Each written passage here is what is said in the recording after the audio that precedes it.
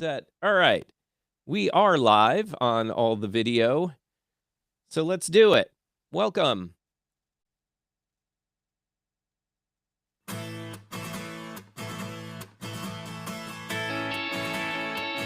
Good morning, podcasters. Today is Thursday, July 23rd, 2026. And today, Smarter Podcast Marketing with Eddie Garrison, who shows you exactly what to post between episodes, how to use AI without sounding robotic, and how to turn your content into business growth.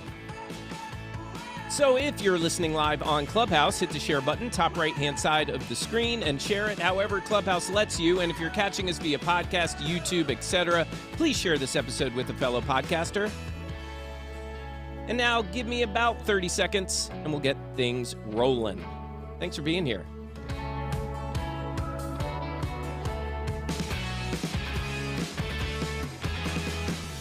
The Podcasting Morning Show is powered by Ironic Media, helping podcasters launch, polish, and grow great shows. And by Content Creators Accountant, helping creators build real business behind their content.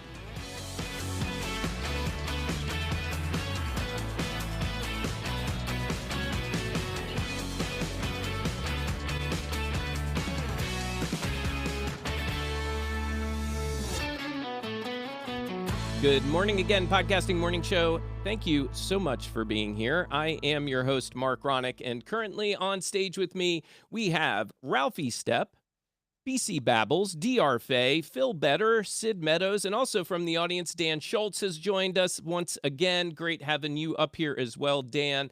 And we also have our guest here today, Eddie Garrison, who we will get to officially here in just a moment. Did I get everybody? I think I did. Okay, good. And if you want to learn more about all those people, go to podcastingmorningshow.com/people, and you can click on each member of the team and learn a little bit more about them and how to connect with them. And also want to just remind you, Tuesday, we are back 8 a.m. Eastern, and Tuesday we will be evaluating another community member's podcast. And it's actually Nikki who has just joined us on stage here, aka Tide Tutoring. So we will break down her podcast, talk about what we can learn from it. We'll help her if there's opportunity to improve it. We will share some thoughts around that. We would love to have you join us. So join us over at podcastingmorningshow.com/join us. Okay, so let's do this. Eddie Garrison is a marketing strategist, a speaker, a corporate trainer, and the host of The Modern Marketer. He helps businesses turn scattered marketing into predictable growth through stronger messaging, smarter systems, and measurable strategy. He's also one of the speakers at Empowered Podcasting 3 this August, and Eddie's connection to the morning show began when he generously helped DR, I think it was over the weekend, answer some questions about social media and social media managers. Today, we're building on that conversation, giving podcasters practical ways to improve their social media and use AI more effectively. So, Eddie, first, good morning to you, sir. Good morning. Thank you so much for having me today, guys. Yeah, love that you're here. Love supporting fellow community members, especially the Empowered Podcasting community. So cool that you're going to be a part of that for the first time this year. And I'm looking forward to heading into Charlotte next month. It's going to be a good time. Yeah. And I know you and Rich are planning lots of partying I've seen on social media while you're there. Business gets done at the bar, as they say. That's right. That's right. Absolutely. So, Eddie, when we talked about you joining, and we talked about this very last minute, so thank you for joining last minute. You told me that you've been using AI since people were calling it machine learning. Correct. What were you doing with it back then, and when did you realize this technology would eventually affect nearly every part of marketing, and for that matter, every part of our lives? So my interest really peaked on AI, while it was really called machine learning, and understand how technology could use data to identify patterns, predict behavior, and make marketing just more intelligent and maybe a little bit easier for us just dumb marketers to understand of how to persuade strangers to spend money at businesses that we don't own. But what's been fascinating really is just watching how AI has moved from something largely happening behind the scenes to something that almost anyone can interact with. For a lot of years, marketers were already using forms of AI. It was called machine learning in advertising, customer segmentation, dynamic pricing, predictive analytics, and in automation in a little bit. But generative AI really changed the accessibility of it all. That background shapes how I approach AI today because I don't look at it as simply as a content generation tool. I look at it as a total system. So the question really isn't what can ChatGPT write for me? The better question is something along the lines of where can AI improve the way that I research, think, create, distribute, analyze, and make decisions. So, that distinction is very important because AI is incredibly powerful, but it amplifies what you give it. If your strategy is unclear, AI is going to help. AI can help you create unclear marketing much faster. So the foundation really still matters at its core. Fascinating. Okay, so a lot of people in all sorts of businesses or industries, including marketing, are concerned about AI, taking over our jobs or what have you. What marketing skill do you think will become more valuable as AI makes content faster and easier to produce? It really comes down to an old programming adage called GIGO.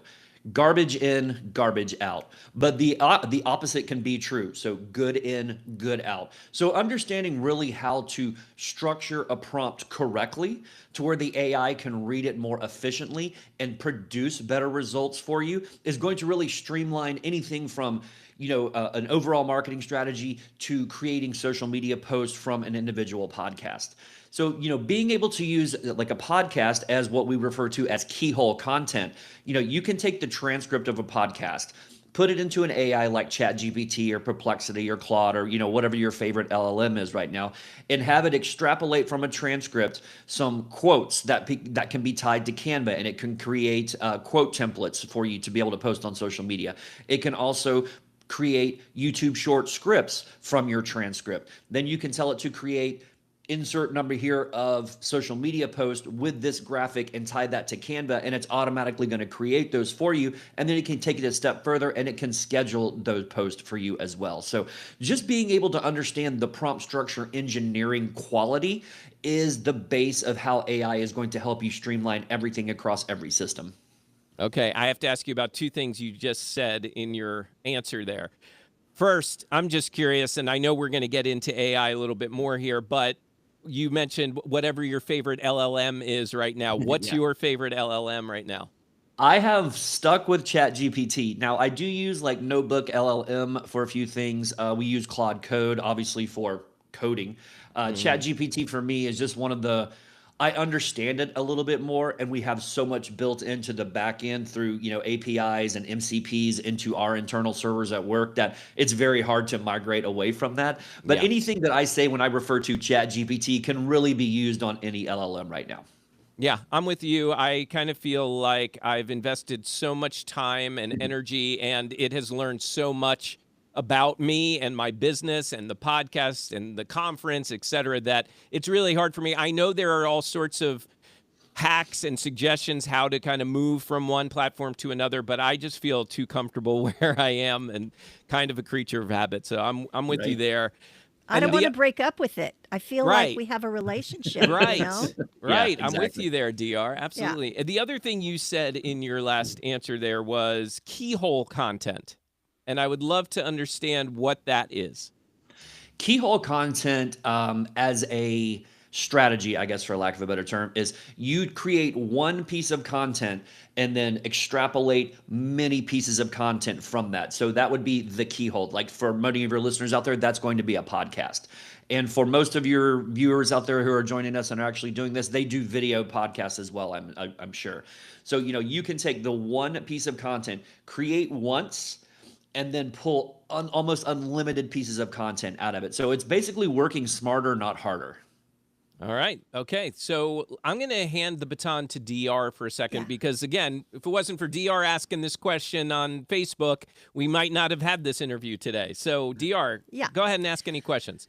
So, Eddie, you and I connected when I posted on Facebook asking about social media managers and Yes. stuff like that. And I was upfront with you and transparent and said, I'm not looking to hire, but I just have some questions. And you were so generous. So, one of the questions that I had was I have a couple of clients that are actually doing podcasts like every other week, twice a month. Yeah. So, what can I do like the in between times to keep them still top of mind? Yeah, I think one of the biggest mistakes podcasters make is thinking the episode itself is the content, and that's the only content that they can do from that. And I see the episodes as the source material, or what we were just alluding to as keyhole content. So a single podcast can really become short form videos, LinkedIn posts, Instagram carousels, quotes, articles, emails, YouTube shorts, FAQs, and you can even responses to conversations happening in your industry. But I wouldn't repurpose everything just for the sake of being active. Every piece of content should have a job. Is it designed to create awareness? Is it designed to start a conversation? Is it to demonstrate your industry expertise? Drive someone to another episode, build your email list? Or is it to generate an inquiry? So I also wouldn't tell every podcaster they need to be everywhere. Choose the platform where your audience actually spends time and where you can realistically maintain a presence. So, if your target demographic isn't 13 to 16-year-old girls that want to learn a new dance step, TikTok is probably not where you need to be. The goal here isn't maximum content, it's maximum value from the content that you've already created. Okay. Can you walk us through like just a simple 2-week content for like the shows that are like, twice a month? Actually, in a moment, I want to actually go through a real exercise where we can good. really dig into that, DR. So I think Okay. that's yeah. But I know you had another question. Yeah. Yeah, please. So when you're talking about having AI post for you on the platforms, don't some platforms like LinkedIn, don't they know that you're using AI and won't you get penalized? They do what's called a content tag, and it has like a little CR up there where you can click on it and it says this image or something was most likely created with AI. From what I've seen over the past, say, 3 years of doing this very, very consistently with AI generated imagery and everything like that, I've never once been flagged or blocked or anything. And I can also disprove a myth that if you schedule posts, to post on social media that's not on the platform itself, there's always been this rumor that it doesn't have the same amount of reach that has been conclusively disproven so many times. So it doesn't matter where you're posting from or how are you posting, it still boils down to how valuable the content is to your audience. And when you talk about, I'll use like Facebook as an example. Their algorithm works a little bit differently than everybody else's, but you can kind of extrapolate its core to all other platforms.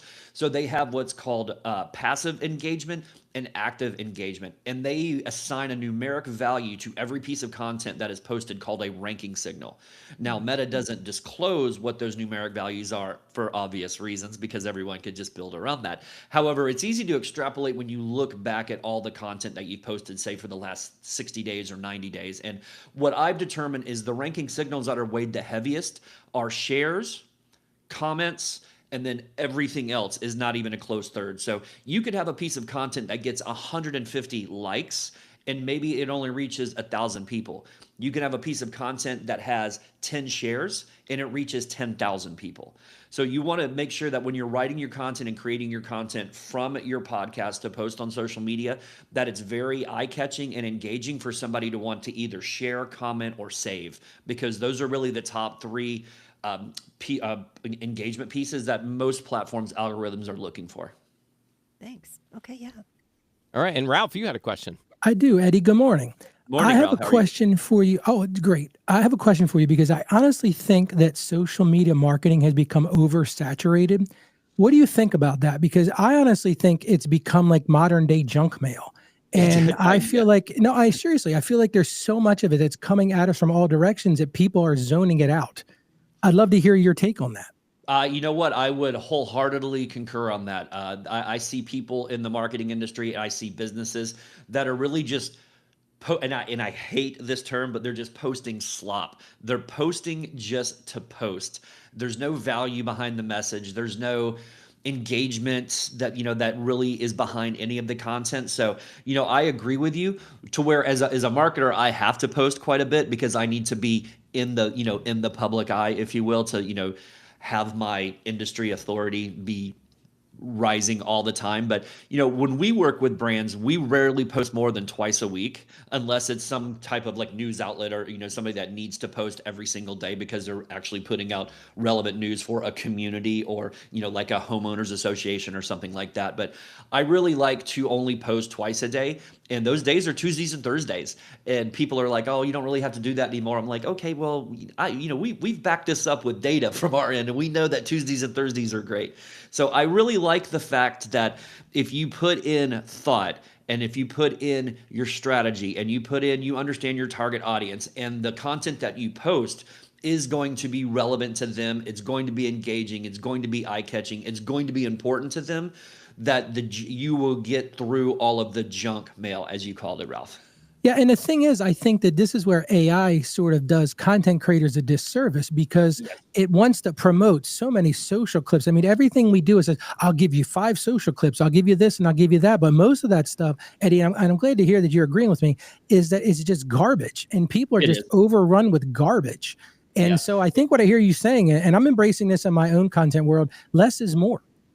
Oh, yeah, 100%, 100%. And I'm always of the old adage of if you can say it in 10 words, don't use 15.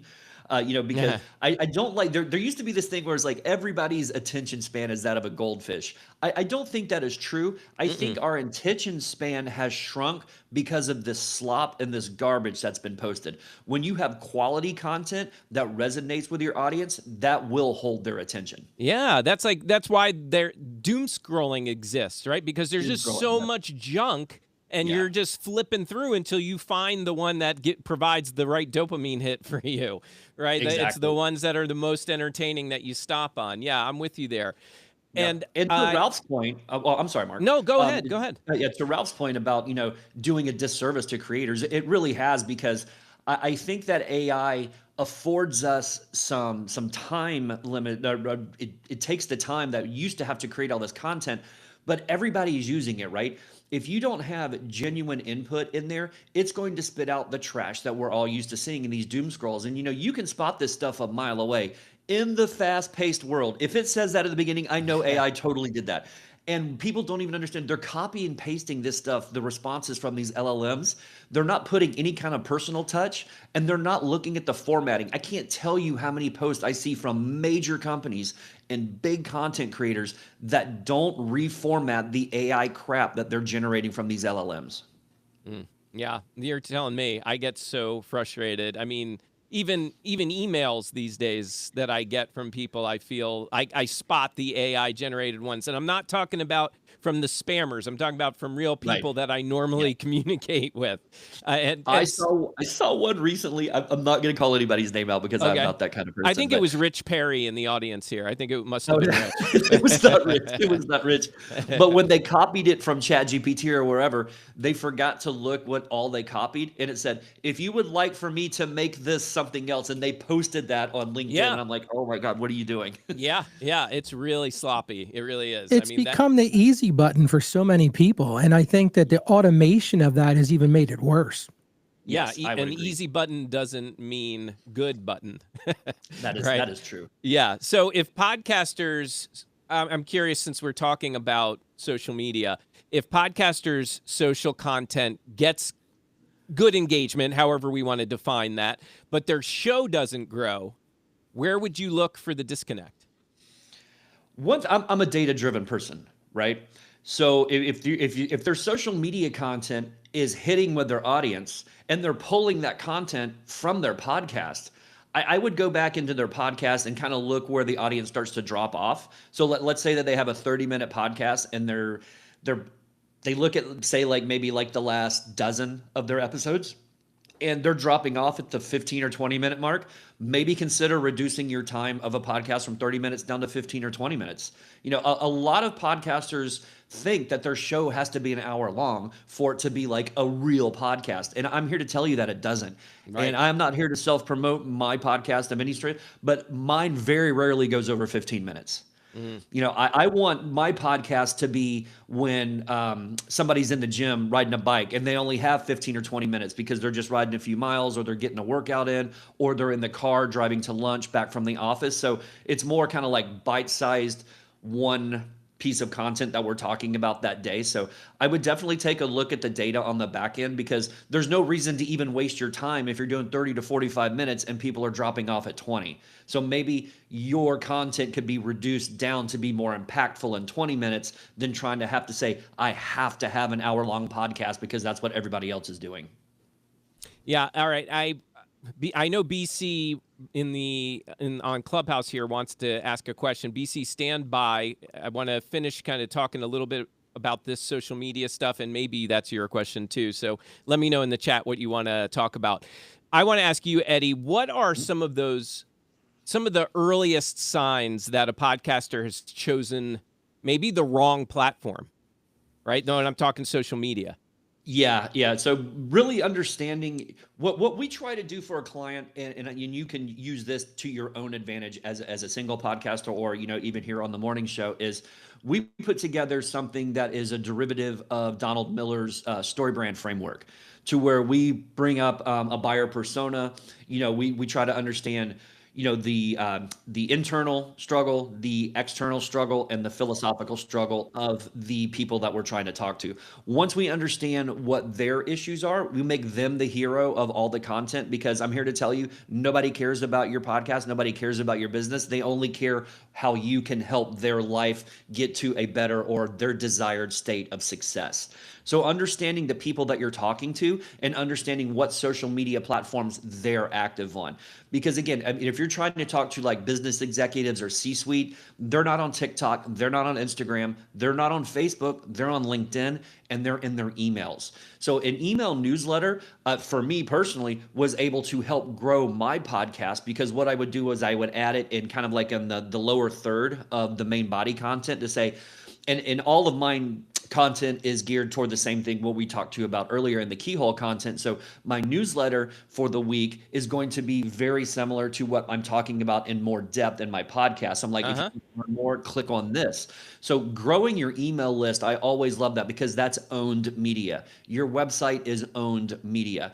Don't build a house on somebody else's real estate, because Facebook goes down all the time. Maybe one day Microsoft doesn't want to do social media anymore, and they'll pull the plug on LinkedIn. So all of your 500,000 connections on there don't matter anymore, because you can't contact them again. So, build your house on your own land. So website and email are number 1 and 1A to better help grow your podcast and just your business overall. Eddie, do you have images on your newsletter?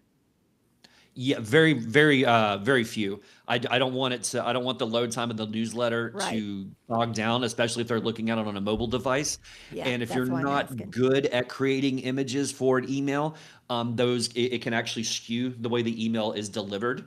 And it will begin to know, especially Google with Gmail, it'll do something called clipping, and the graphic will not show up in its entirety. And then you run the risk of, you might actually be insulting people, or they may read it a certain way, and because the entire graphic isn't on there. So I use images very minimally. Thanks. Okay. Yeah. Okay, so I want to ask you, you mentioned something that we preach a lot here on the show, as far as, don't rely solely on social media for getting your content out there. And we encourage people, put it on your own website. So we're tracking with you. And I'm curious, are you including things like shorts, the short form content that you're putting on social media? Do you put that, or recommend that we put that content on our website as well? I think that it's a good idea. I wouldn't just, I wouldn't have like every single short that you do, like on your YouTube channel, on your website. First of all, it's going to slow the website down. Yeah. It's not going to help you for SEO purposes or anything. I would do maybe like your top 3 or your top 5 from the week or the month or however many that you're doing, and make sure that you can link it to your YouTube channel. I love YouTube. LinkedIn and YouTube are the 2 social media platforms that I really use the most. But again, that's where my audience lives. I understand who I'm talking to and how I'm talking to them on those platforms. But social media feeds on your website, it was cool probably 10, 12 years ago. I don't see a lot of people using them anymore. But I again, in full agreement with you, where I wouldn't build an audience or even a business on social media. Yes, it's good for awareness, exposure, reach, everything like that. But, if all those went away, you have no audience anymore. And that's just not a good way to start and run a business or to grow a podcast at all.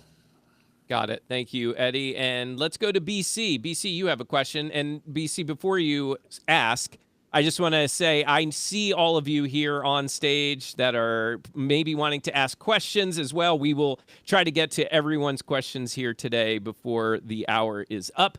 With that, BC, go for it. Yes, good morning, everyone. So a couple quick questions. First one, Eddie, if you could clarify, you mentioned earlier your preferred posting frequency when working with another brand. Was it twice a day or twice a week? Twice a week. And that was Tuesdays and Thursdays? Yes, sir.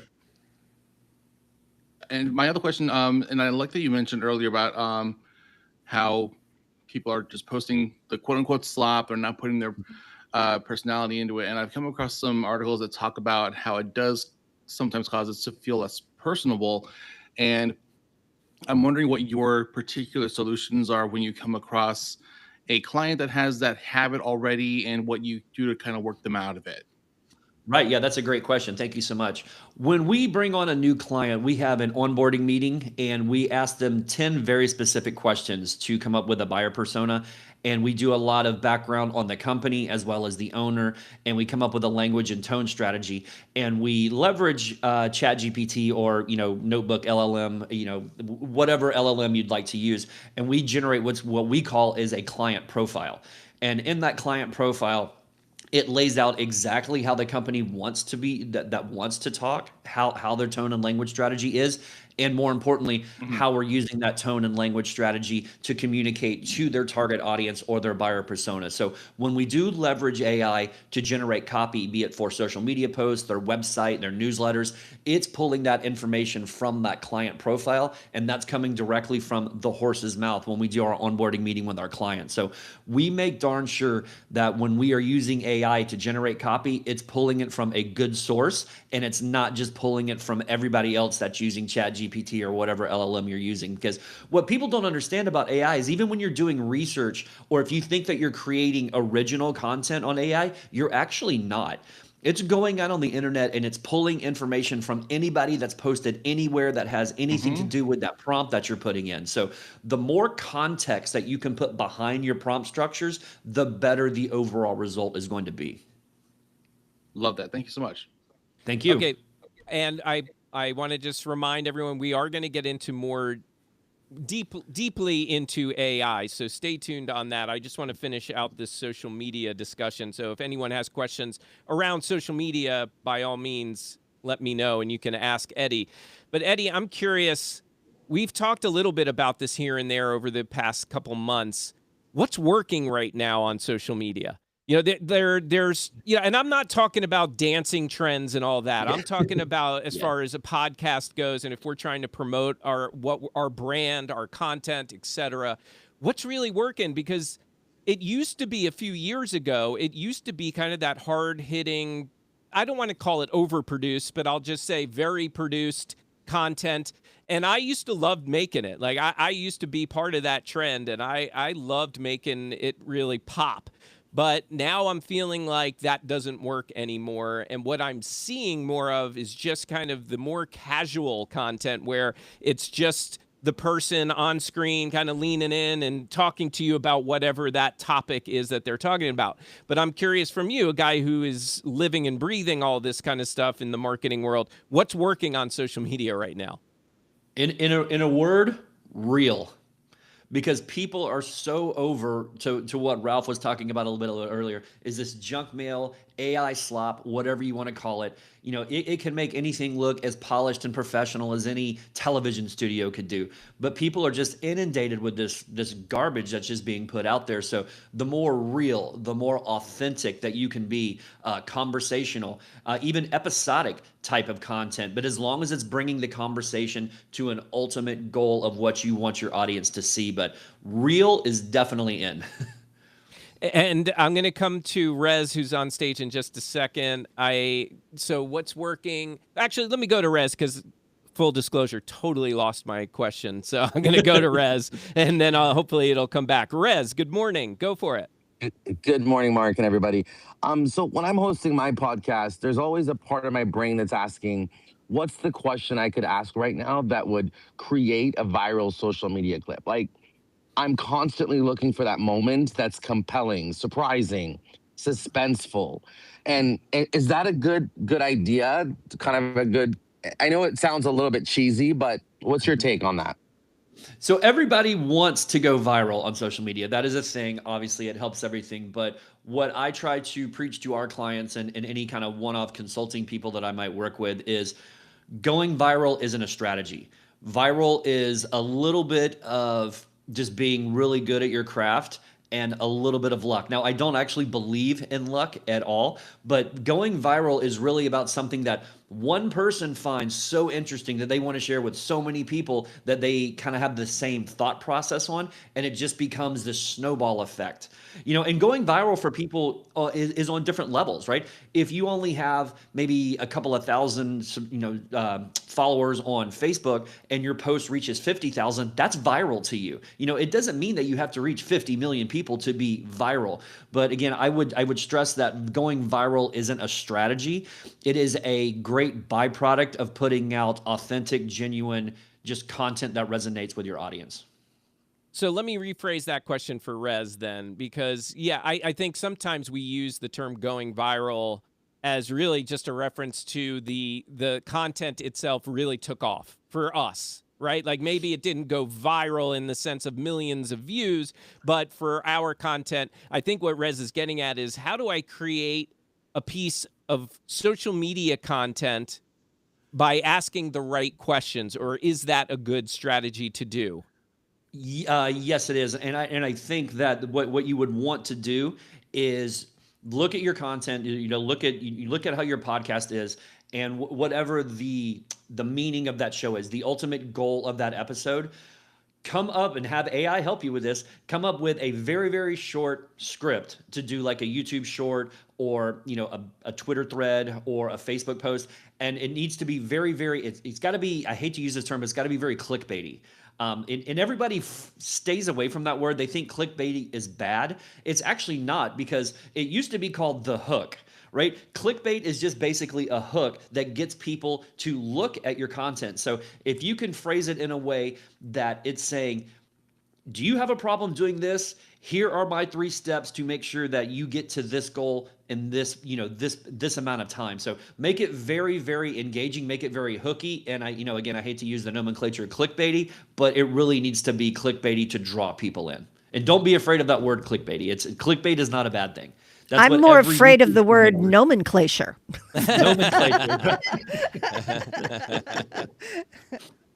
All right. Well, I think if we're done with the social media questions, can I jump in there real quick? Yeah, go Mark? ahead. Thank Eddie, you. I got a question for you, because I think one of the things you're saying without saying it is the biggest problem with that virality thought is that you're not getting back to a clear and succinct marketing plan. And Correct. What is the point?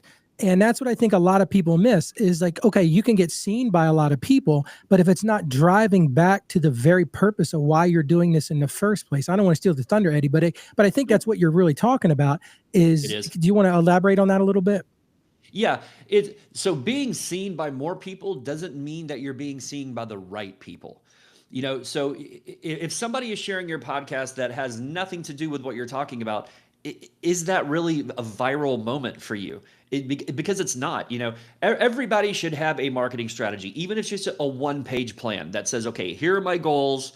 here are my objectives, here are the action items that I need to do, here are the deliverables, here's who's accountable for that. That in a nutshell, that's the kind of like 5-step, 1-page plan that everybody needs to have, regardless if you're doing podcasting as a hobby, regardless if you're running it as a business. Everybody needs an actual marketing strategy. And starting out with a 1-page plan is easy enough to get started, and then you can dive into deeper about building out buyer personas and an entire content strategy based on what you need to do in Q1, Q2, through Q4. But yes, to your point, Ralph, going viral isn't really about having more people see it. It's about having more of the right people see your content. I love that. Okay. Let's go back to AI, because we were dancing around it. And DR, I appreciated the question you have about, you wanted to kind of get some a strategy for somebody who's a every other week podcaster, right? Mm-hmm. Let's build something that our audience can actually use. Imagine, Eddie, that I host a twice monthly podcast like DR was describing. I've got a finished transcript. I want to maybe put out content on LinkedIn and, let's say, Instagram, or actually let's use your favorite platforms as an example. I want to post them on LinkedIn and YouTube. And as a busy business owner, I have about an hour to work on all this. How would you structure that prompt? Okay, so I wouldn't immediately ask AI to write the posts. First, I would establish context, right? So something like, you're a social media content strategist helping market a twice monthly podcast for small business owners. Your goal is to turn each episode into educational social content that builds authority, generates conversation, and increases podcast discovery. Then I provide the episode transcript and detailed notes. And then I define what I wanted it to be extracted. So you would also structure the prompt after that in saying, like, identify the 5 strongest insights, maybe 3 practical tips, 2 contrarian or thought-provoking ideas, and then maybe 3 moments that could create a conversation. Then I'd build the platform specific instructions to say, for LinkedIn, I might want deeper educational posts with a strong opening hook and discussion-driven conclusions. For YouTube, I might say, create a 60-second single host YouTube script, including only what the host will say from this transcript. So basically, you're going to take one giant create content request and create a repeatable process. And I wrote this down because I wanted to get it right. So it's context, source material, insights, content, platform adaptation, and quality control. That's a much more powerful way to leverage prompt structuring than just typing in some random thing that you can't repeat over and over again. So I imagine, and correct me if I'm wrong, but I imagine that even doing all of that, the AI still might spit out something that feels maybe a little bit too generic or sounds like a lot of the other AI posts out there or content. Yeah. So how do we recognize that it's too generic? Because look, we said it before, so many people are using it and just thinking it's good to go. And I want to try to educate people. How can we recognize this so that they can change it before they put it out, just like making it look like everyone else's? So I use another prompt structure that is, it's called RMC. It's recursive metacognition. And it's basically for strategic marketing. And what it's doing is it's telling it that you're telling the prompt, the core directive is do not settle for the first acceptable answer. So, and I actually have mine pulled up because I'm going to read it exactly as it is, right? So RMC, the purpose of this is to produce the highest quality strategic output through recursive evaluation, multi-perspective reasoning, and continuous refinement while optimizing for business impact.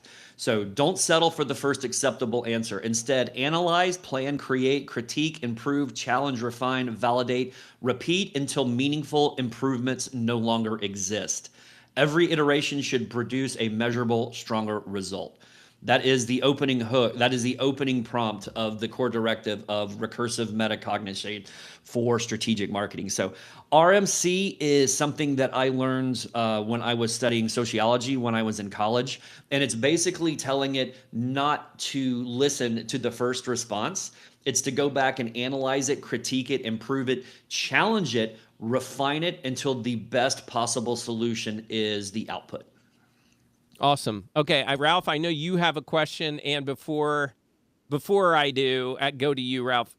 Eddie, I know you gave some of these prompts that you're sharing with us, or at least some of your go-to prompts with DR when DR was reaching out over the weekend. Yes.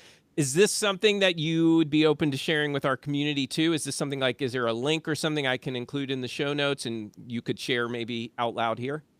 Yeah, there is. I have it on my website actually, and it's just basically, getting better AI prompt structuring. If you go to eddiegarrison.com and scroll down to about the middle of the page, you'll see it, and it's 100% free. You click on it, just name an email, and you'll get all the prompts that I share. Maybe not all the prompts that I share with DR, but the majority of my base prompts that we use on a daily basis, you'll have access to, and RMC is part of that package. Very cool. All right, so we will put a link to Eddie's website and follow his instructions and grab those prompts if you're looking for some extra help. Ralph, what do you got?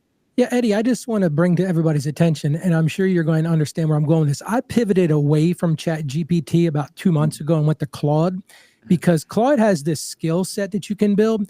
And the thing that was really amazing to me, and I didn't know this before I learned this, is that most people think that these models are actually learning you. They're not. It's really the definition of what's in that window of context. And I think that's what you're getting at. And that's one of the reasons I like Claude is because you can build those skills.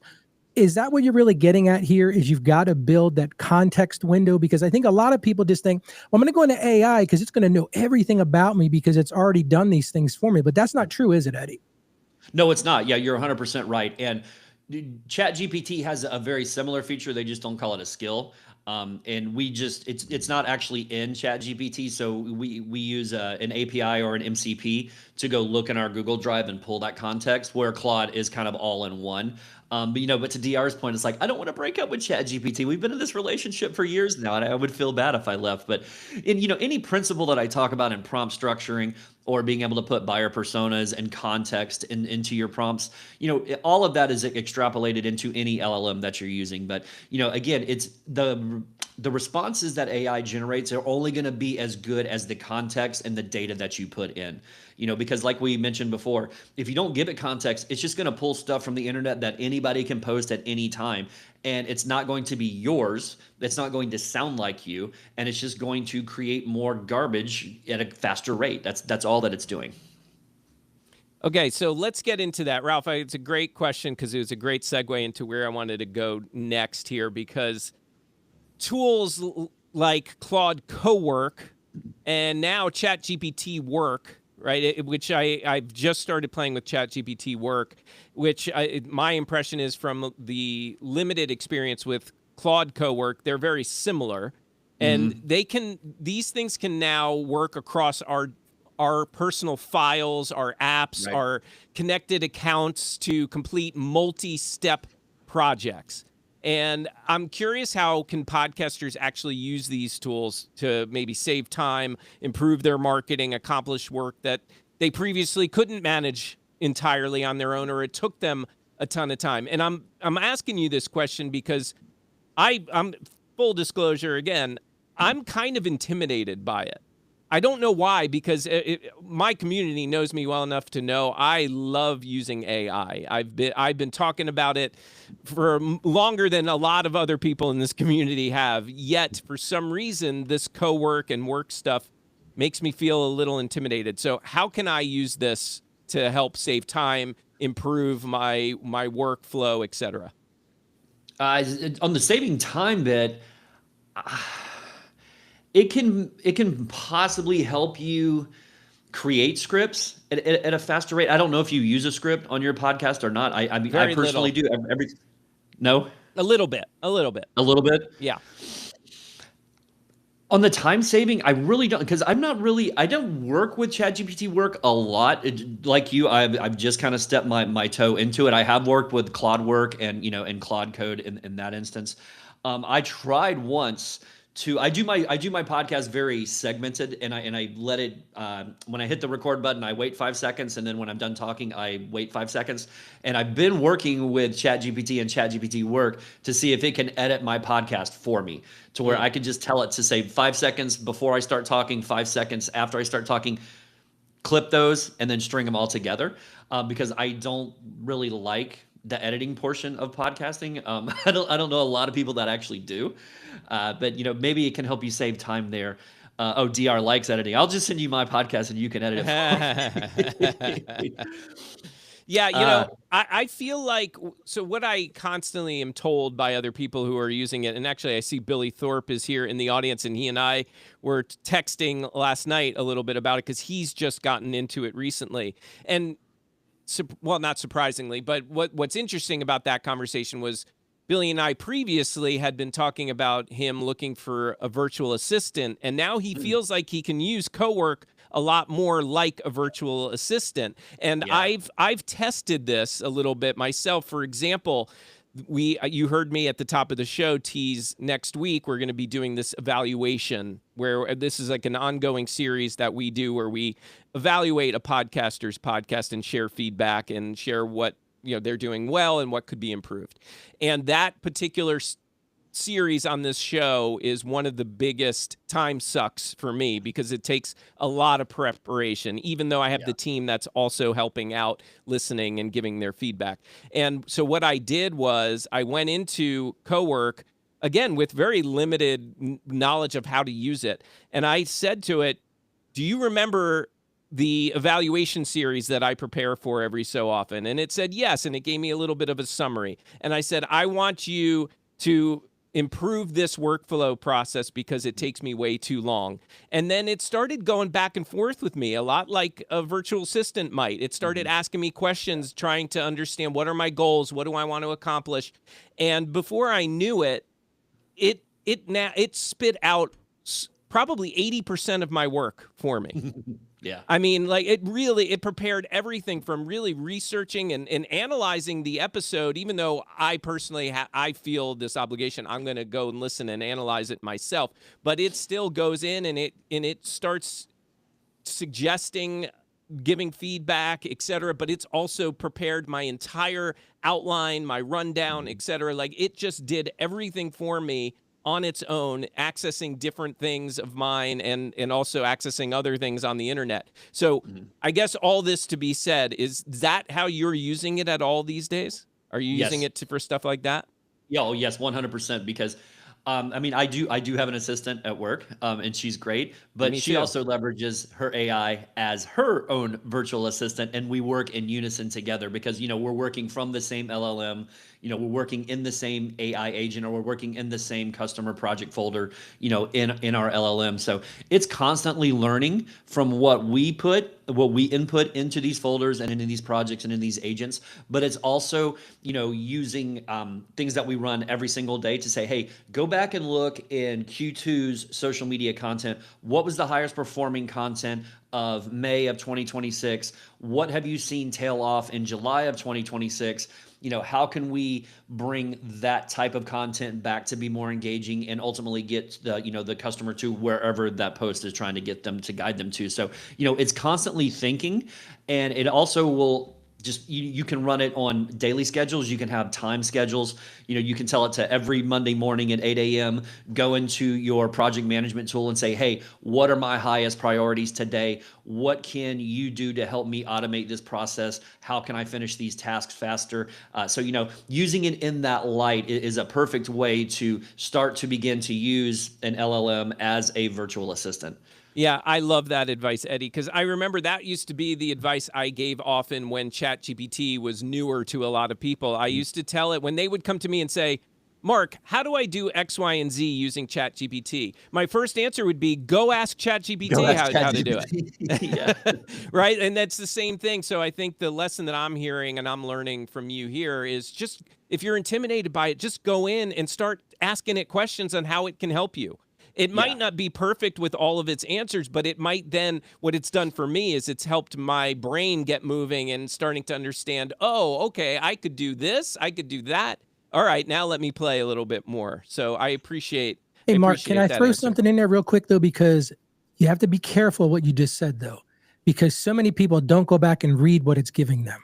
So make sure when you do that, go read it before you let it post anything for you, before it sends an email for you, go read it, because I have gotten garbage from AI that caught me. It got me in trouble with somebody also because I put something in there. I didn't realize what it said. So make sure you're reading it because I've got a real life story about that. So be careful. And all I'm really suggesting is if you're intimidated to use some of these newer features like co-work on Claude or work on ChatGPT, instead of being intimidated, just go to it and tell it you're intimidated. Say, I'm intimidated to use you and I want to learn how. Tell me how we can work together. And it will work with you on that. Yeah. But and yes, you also have to remember AI is as dumb as it's going to be as of today. It's going to be smarter tomorrow. But even in these powerful tools that we use, and I use it quite a bit in my daily work, as a marketing professional, I will still see overlap. So I will be doing something for one client and it pulls it from some other complete client. So, to Ralph's point, you need to read this stuff. Don't just take it as the gospel, if you will, that it generates it and it's going to be perfect. Because I literally saw it pull from another client's folder where I told it, to only pull from a specific place. So, even AI, machine learning, whatever you want to call it, you still need some quality assurance, and you have to look into this and go, hey, is this ready to post? Is this ready to send out? Because you don't want to come off and looking like an ass, and you post something that's completely different. Hey, I'm going to go to Sid Meadows, who's been waiting patiently to ask or comment, and then Billy Thorpe's on stage, and since I mentioned him and what he's doing, I asked him to come up to share a little bit. But first, let's go to Sid. Go ahead, Sid. Good morning. Yeah, good morning, everybody. Eddie, I'm certainly energized to hear your talk at the conference in a month, so thanks for being here today. Yes, thank you. So I just wanted to share 2 points. I started, like you, Mark, using ChatGPT Work this week. Yeah. And I gave it 3 website addresses that have attendees to industry-specific trade shows, and I asked it to compare those lists, and then I asked it to create the name of the company, the website address, the top 3, and identified the top 3 executives that I was looking for, to provide their LinkedIn profile, their email address, and which show that they attended. And it took it about an hour and a half, and it produced a really good spreadsheet. Now, there's a lot of information missing, which is fine, but it gives me a starting point because I'm going to use this in our business, the Collaborative Network. We're going to use this for some email marketing to reach some executives that we don't know. So I thought it was really, really powerful. So, just keep playing with it. We do that as well. Oh, you do the same thing? Yeah, I didn't know that it would actually similar. go read the websites. Yeah. It was cool. We The other take it thing a that I'm step doing farther with too. When you're looking for email addresses, there's another tool called Hunter.ai. So if you can use an MCP or an API and have that connected to your Chat GPT work, Hunter AI, you can type in a website address and it will give you either the exact email or it will tell you the email structure of how, maybe it's like first initial dot last name at. So that might actually help you get better results for the actual email for the people that you're targeting. Oh, that's great. Thank you. I'll go check that out. So I also wanted to comment for a moment about how I'm using Claude Cowork. So I built a script with the Cowork agent. And basically I need to go and reiterate it again this week. But basically I upload the transcript and I have it output 7 different things for me: a blog, a LinkedIn newsletter, an email, a copy for a LinkedIn post to accompany the newsletter, email to my community, FAQs that we add to our landing page. I also have it do a page description for Kajabi when we post the blog, so that it has the page description. It writes a blog too, so it does. That's the 7. It does 7 things, and Instagram posts. So actually 8 things. It does Instagram posts too.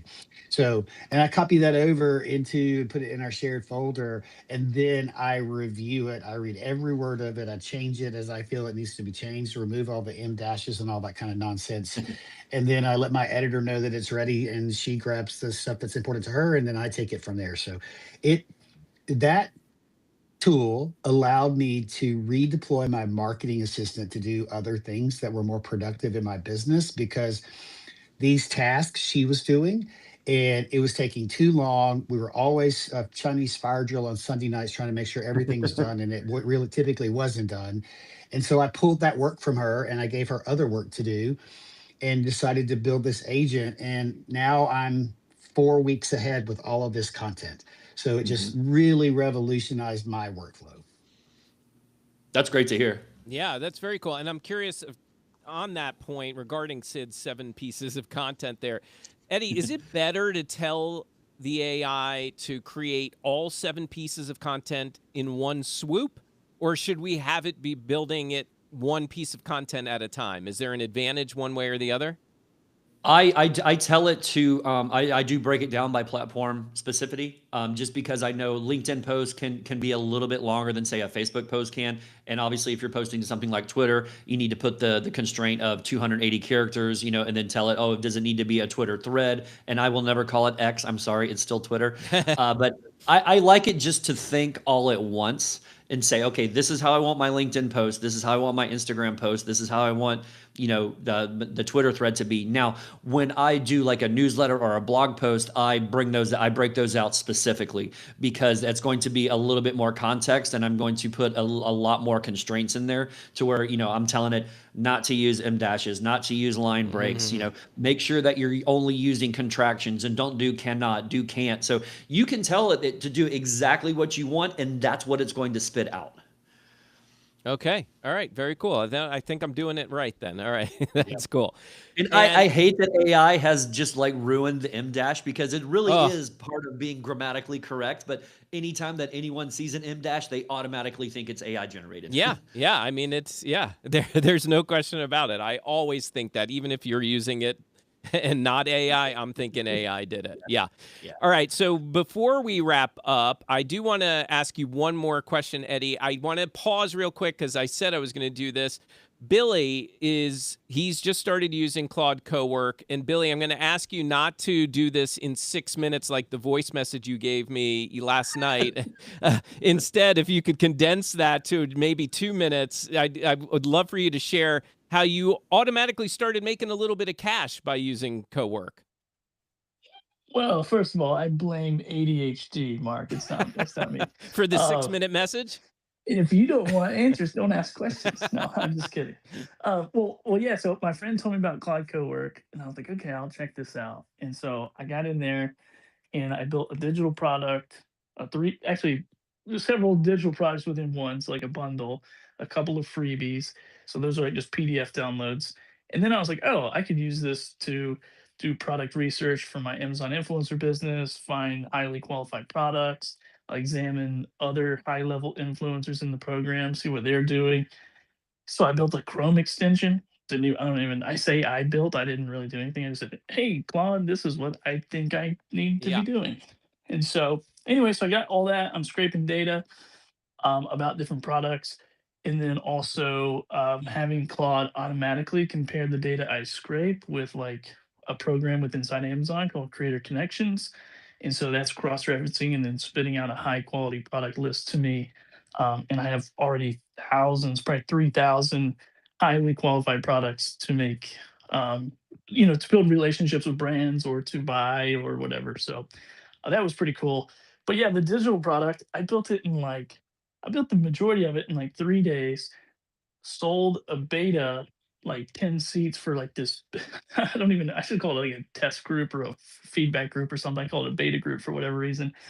Anyway, so people downloaded it, purchased it for discounted rate, gave me feedback. I took that feedback and some people even like hand wrote notes they printed it off the PDF, hand wrote notes, sent me pictures. I dropped those pictures back in, the ones that I agreed with, and Claude read the pictures, made the changes, and then I just kept reiterating the product and updating. And then I just put it for sale like last night and already generating sales this morning. So it's crazy. And all I did, Mark, was took content that I've already produced and my whole business strategy I've talked about on podcasts for years, took all those transcriptions from all those different places, including my own content, and just threw it into PDFs into a folder and said, okay, Claude, let's create digital products with this content. Yep. That's so cool. So yeah, you don't even necessarily have to like upload all the different transcripts. You can just put them all in a local folder on your computer and have it access it. I think that's the way I'm understanding it. Very cool. Yeah, Exactly. really I crawled out from underneath the rock, dude. It was fun. Eddie, did you want to comment at all? I think it's a brilliant way to do it.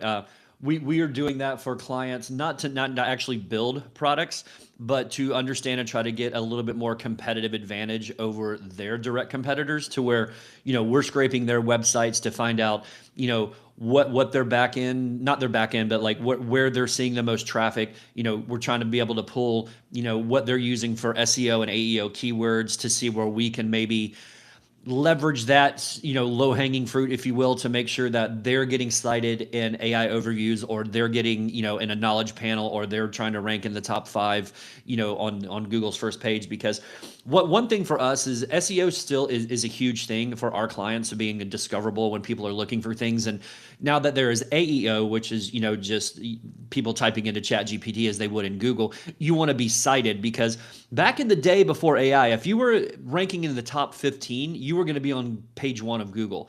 Now what happens with AI overview and then the AI citations, they really chop down, on how you can rank number 1 on Google's front page. And if you're not in the top 5 of the search, you're not going to be listed unless you're in the AI overview or in those AI citations. So it's very important for us to be able to leverage AI in a very similar manner that he was speaking to be able to scrape certain websites to see what they're doing, and how, again, we can leverage that competitively to make sure that our clients are outranking their direct competitors. Awesome. Yeah. And by the way, side note, I did take Billy's 6-minute voice note and ran the transcript through ChatGPT to give me the cliff notes. Nice. I did. You should have just read those. That would have been better than what I just said. Eddie, I appreciate that you've given our community a system that they can begin using as this conversation comes to a close. We're also we're excited to have you joining us as a speaker at Empowered Podcasting 3. As we wrap up, just tell us a little bit about your presentation. Yeah, so at Empowered Podcasting 3, I really want people to walk away understanding how to use AI as a part of their marketing system, not simply as another tool that just generates content. So a lot of people have experience with AI. They've opened ChatGPT, asked it to write something, gotten a mediocre response, and thought, okay, that's just AI.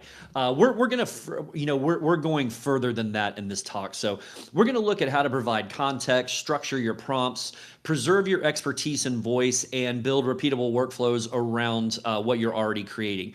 So, the goal here for our talk at Empowered Podcast 3 is practical frameworks that they can actually use when they get home. So I don't want someone leaving thinking, hey, AI is really interesting. I want them leaving to know and say, hey, I know exactly what I'm going to do different on Monday after listening to our panel discussion.